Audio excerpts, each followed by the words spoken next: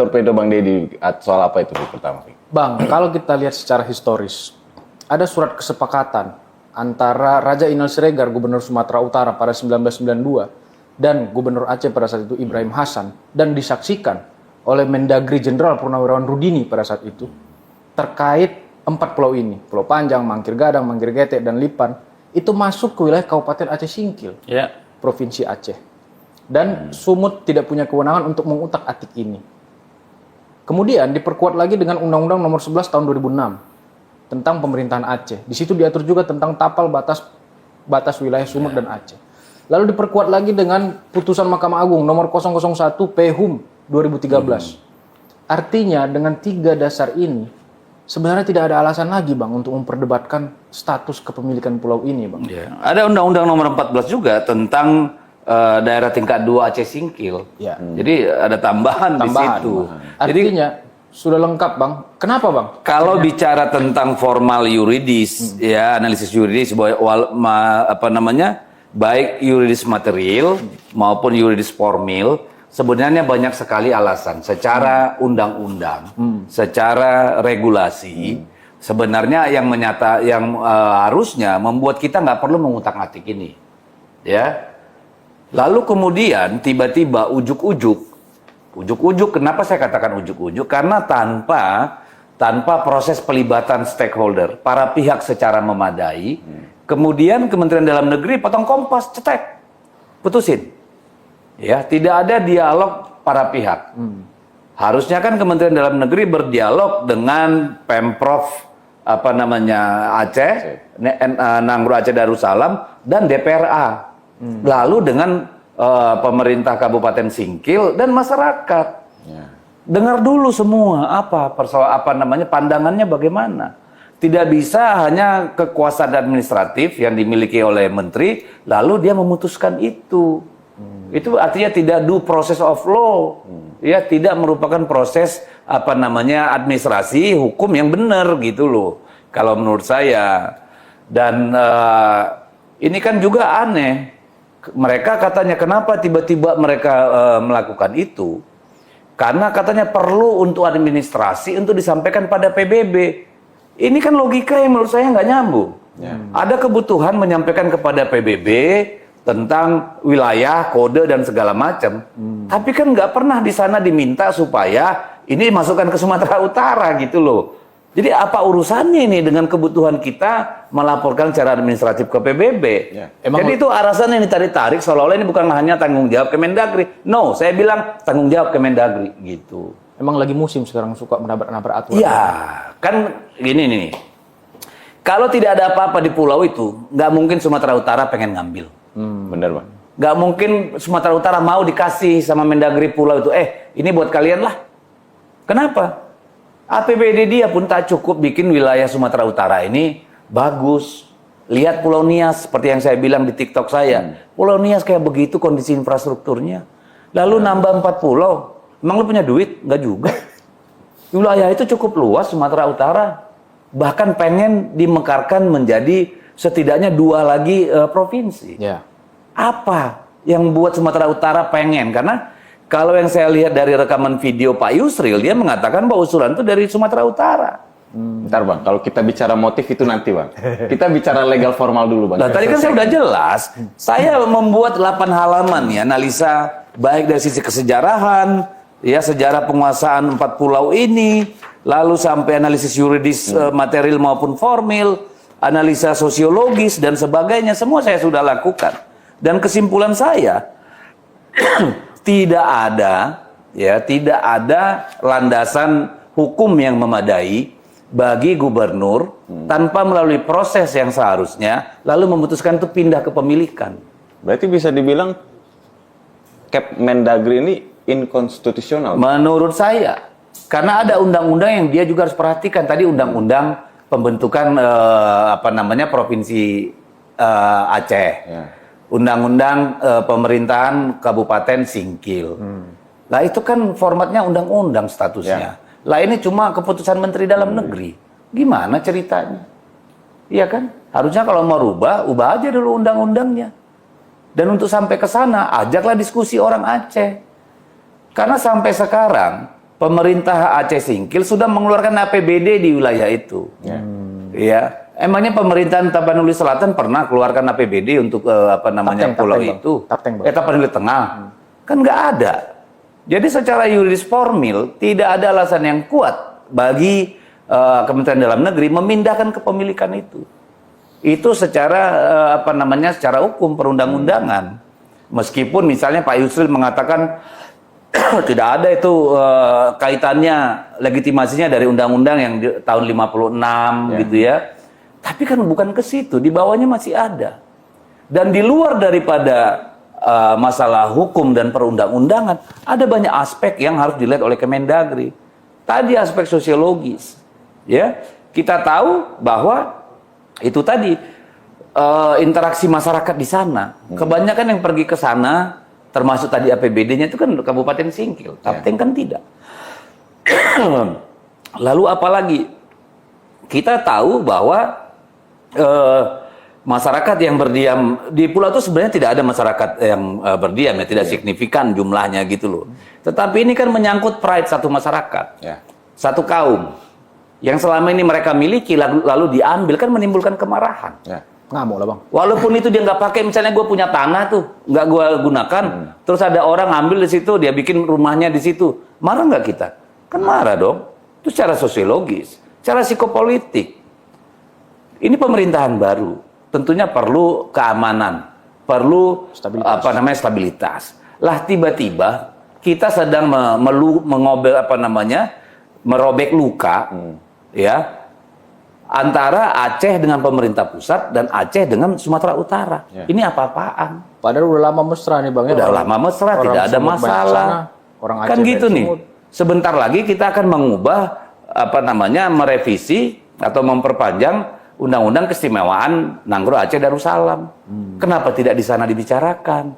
Kenapa harus didahuluin oleh keputusan sepihak dari Kemendagri? Masuk Gubernur Sumut, Bobi dia bilang di statement, kita siap kerjasamakan. Kelola bersama. Kelola bersama. Itu kan logikanya salah kalau menurut saya. Saya punya tanah, ya katakanlah rumah, saya punya rumah kos lah, bukan rumah tempat tinggal saya, ya. Lalu datang nih tetangga saya, dia dudukin itu rumah kos saya itu, ya, karena nggak saya sewain misalnya. Terus saya bilang, rumah ini kita kelola bersama ya, bisa gitu? Gak bisa. Nggak bisa kan? Ngajak ribut kan namanya. Itu mah gaya-gaya kolonialisme. Lah, datang dengan itu gaya-gaya rampok. Lah masa kita negosiasi sama orang yang rampok hak milik kita? Iya. Kan dalam perspektif orang Aceh itu masih milik mereka. Lalu Gubernur Sumatera Utara datang, ya sudah ya, kita kelola bareng. Siapa lu? Kan gitu. Dan dia pergi ke sana, itu tanpa didampingi Kementerian Dalam Negeri. Ujuk-ujuk aja datang kayak preman. Wah, ya kita kelola bersama ya, ini tanah udah diputuskan. Lah, ini kan aneh. Kalau ditinggal sama mualim. Ya ditinggal sama mualim. Kalau gua datangin, nggak gua terima. Emang lu siapa? Iya benar. Dan kita harus melihat juga histori dari Aceh ini kan dulu ada gerakan Aceh Merdeka, kemudian akhirnya. Enggak lah, kita nggak usah tarik-tarik ke sana. Tetap sejarah itu harus kita. Betul, tapi kan nggak ada hubungannya dengan pulau ini. Tadi itu menyangkut psikopolitik tadi, bahwa di Aceh stabilitas itu, perdamaian itu baru kita dapat beberapa tahun yang lalu. Lalu dengan cara begini, ini kan sedang mengorek luka. Ini kan sedang membangun kemarahan. Tapi di medsos sudah rame. Makanya, begitu saya melihat Bobi pergi ke sana dan bicara tentang itu, saya langsung bikin statement kan. Saya langsung marah. Menunggu perintah mualim udah panas bang di grup-grup Sumut tuh. Nah inilah, sementara Kemendagri masih sibuk mengelak kan. Ini banyak alasan. Ya sudah, bilang saja kami akan review kembali, saya akan mengajak para pihak duduk untuk membicarakan ini. Kan itu nggak dilakukan. Aku menarik itu karena ada perjanjian Helsinki yang disepakati oleh pemerintah Indonesia. Ya, menurut Prof. Yusril kan itu tidak menyebutkan wilayah-wilayah, batas wilayah. Oke lah, kita nggak berpatokan ke sana. Ya tapi tadi Undang-Undang Pembentukan Nanggro Aceh Darussalam dan Undang-Undang Pemerintahan Kabupaten Singkil. Lalu bahwa APBD selama ini mengalir dari Aceh ke sana, ke pulau itu. Tapanuli Selatan nggak ada, Sumut nggak ada. Lalu haknya apa? Ya mungkin kita langsung masuk ke motif ini. Kalau anggota DPR ada yang dari fraksi Nasdem, dia menyebutkan bahwa 4 pulau itu potensi migasnya sangat besar. Kemudian ada juga investor yang akan masuk. Itu dulu 2000 berapa, Fit? Pak Luhut datang. Ya itu kan kita lihat dari pernyataan Luhut Panjaitan di DPR. Ya. Dia mengatakan bahwa dia pernah mengundang investor datang ke sana, ya ke Singkil. Maksudnya kan pulau itu, kalau saya nggak salah ya. Dan dia mengatakan kecewa karena apa namanya para investor itu tidak diladeni dengan baik. Disuruh naik mobil katanya 16 jam apa 12 jam. Nggak disediain helikopter. Akhirnya mereka ngambek dan pulang. Itu investor dari Uni Emirat Arab kalau saya nggak salah, ya kan?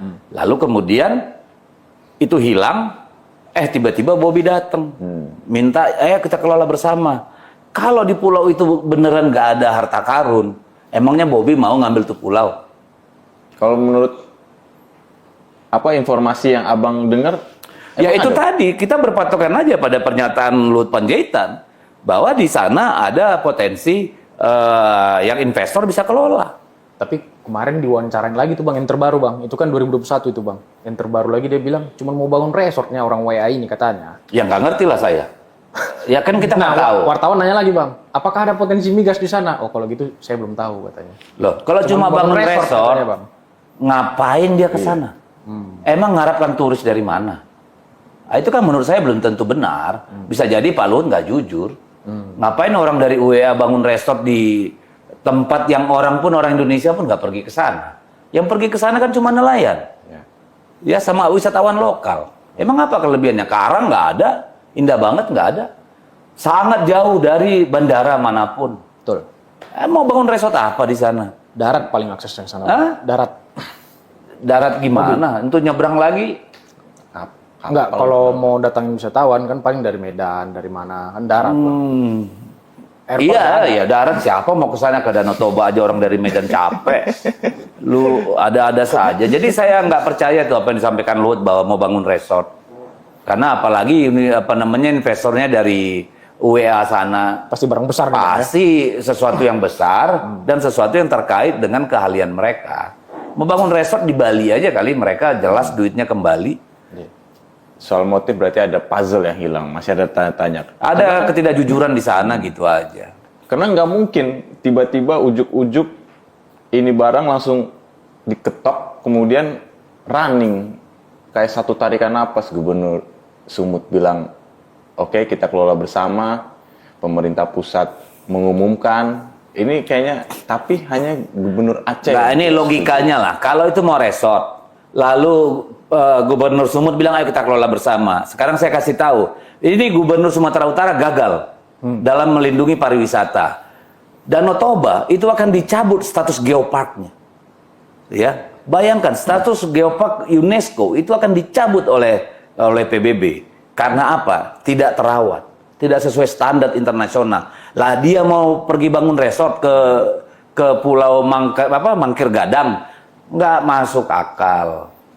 Atau dia mau kembangkan pariwisata, kembangkan Pulau Nias, ombaknya bagus kayak Mentawai, ya adat istiadatnya bagus, pemandangan indah, nggak akanlah dia ambil. Di Serge atau Deli Serdang juga ada namanya Pulau Berhala Bang. Banyak pulau banyak di sana, jadi udahlah omong kosong tuh kalau dibilang tuh mau bangun resort atau pariwisata, ada sesuatu yang lebih besar dari situ. Mau dikeruk nih Bang ya? Yang mau dikeruk. Kayak migas begitu, Bang. Bisa migas, nggak tahu saya. Karena kan kita asosiasi berpikir. Atau siapa tahu di sana ada juga tambang blok Medan nanti dibikin kan nggak tahu. Asosiasi berpikir kita kan blok Medan, Bang. Iya, blok Medan. Jadi untuk di Komisi 2 ini seperti apa sih, Bang? Ini reses nih Bang. Lagi reses. Tapi nanti kita negeri, Bang. Ya. Ada beberapa orang dari Kementerian Dalam Negeri yang ini saya tanya kenapa nggak rapat diskusi. Wah Pak, nanti kalau diajak berunding pasti mentok Pak. Lah ya kalau mentok berarti kan nggak usah dipaksa, saya bilang gitu. Ngapain lu paksain yang orang nggak bisa musyawarah mufakat? Kan gitu nih. Nah ini yang salah. Kalau alasannya adalah karena letak geografisnya persis di depan Tapanuli Selatan. Banyak banget wilayah Indonesia yang seperti itu. Ambil contoh dapil saya. Ada namanya Pulau Bunyu. Itu kaya gas luar biasa. Kaya batu bara. Bertetangga dengan yang namanya Pulau Tarakan. Tidak ada kekayaan alam apapun di situ. Tetapi ini nggak dibuat satu daerah. Dia malah menjadi bagian dari Kabupaten Bulungan yang jauh sekali dari pulau ini. Ya, loh, ini urusan geografis nih. Kalau itu mau dipakai jadi alasan, banyak lagi. Kalau alasannya geografis, kita rebut aja kembali Pulau Christmas sana. Why not? Lebih dekat. Lebih dekat daripada ke Australia. Tapi kan ada fakta sejarah. Yes, sama. Pulau 4 ini juga ada historinya. Kenapa itu diabaikan hanya dengan alasan karena mau penertiban kode pulau, karena berhadapan langsung sama Tapanuli Tengah. Ini kan alasan yang dibuat-buat.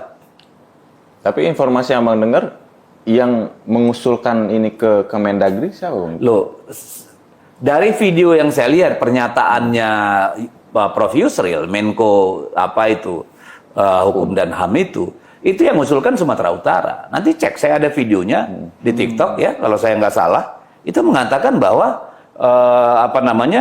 itu yang mengusulkan Sumatera Utara. Satu, yang kedua dia juga ngomong nih kalau saya nggak salah bahwa letak geografis tidak menjadi satu-satunya alasan untuk menetapkan satu wilayah menjadi bagian dari wilayah lain. Kan clear. Nah ini kan Kemendagri-nya ini yang menurut saya terburu-buru. Berarti emang niat nyaplok lah Bobi ini Bang ya? Gitu kira-kira Bang. Ya nggak tahu lah. Ya kan, kalau lihat udah dari jelas bukan punya kejadiannya, sumut. ya kan bisa juga nyaplok, bisa juga ngerampok, bisa juga ambil alih, kan banyak istilah yang bisa dipakai. Terima kasih sudah menyimak pembahasan kita kali ini sampai akhir. Semoga apa yang kami sampaikan bisa menambah wawasan dan membuka perspektif baru tentang isu-isu yang sedang berkembang. Kalau kamu merasa informasi ini penting, jangan ragu untuk like, subscribe, dan bagikan video ini ke teman atau keluarga. Dukungan kamu sangat berarti untuk perkembangan channel Politik Pintar dan semangat kami untuk terus menghadirkan konten yang objektif dan mendalam. Ya, tulis pendapatmu di kolom komentar. Apakah kamu setuju, tidak setuju, atau punya sudut pandang lain? Politik bukan soal menang atau kalah, tapi soal memahami dan berpikir kritis bersama. Channel Politik Pintar akan terus hadir dengan analisis tajam, informasi terpercaya, dan pembahasan yang menantang cara kita melihat dunia politik. Sampai jumpa di video berikutnya dan ingat, berpikir kritis adalah langkah pertama menuju perubahan. Sampai ketemu dan salam cerdas.